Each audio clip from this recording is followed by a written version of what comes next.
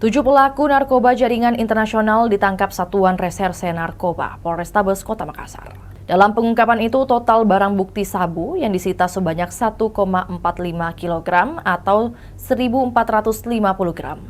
Terdiri dari ratusan saset kecil, siap edar dan belasan kemasan sedang. Kapolrestabes Makassar Kombes Pol Arya Perdana mengatakan, pengungkapan kasus ini bermula dari ditangkapnya dua perempuan inisial PT dan AN.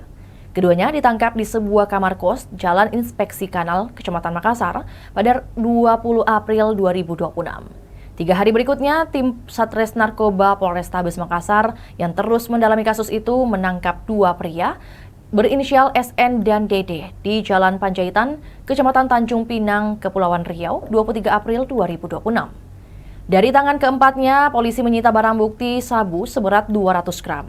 Tak berhenti di situ, tim yang dipimpin Kasat Res Narkoba Polrestabes Makassar AKBP Lulik Febriantara terus mendalami jaringan bisnis barang haram tersebut. Hasilnya, pelaku berinisial MIS ditangkap di sebuah kamar kos Jalan Todopuli, Kecamatan Panakukang, Makassar pada 9 Mei 2026. Di tangan MIS, polisi menemukan barang bukti sabu seberat 125 gram. Setelah itu, tim War on Drugs Polrestabes Makassar pun menangkap TR dan MRP. Penangkapan berlangsung di apartemen Jalan Boulevard, Kecamatan Panakukang, Makassar pada 12 Mei 2026.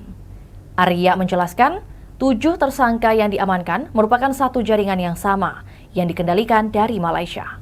Adapun modus operandi peredaran sabu asal Malaysia itu hingga tiba di Makassar, lanjut Arya yaitu melalui jalur udara atau bandara. Dari modus itu, pelaku PT dan AN sukses mengelabui pemeriksaan 3 bandara untuk tiba di Makassar. Dari Batam, transit di Jakarta, lalu naik pesawat ke Makassar. Dalam jaringan ini, SN berperan sebagai bandar juga berstatus residivis. Sementara 6 orang lainnya berperan sebagai kurir dan pengedar.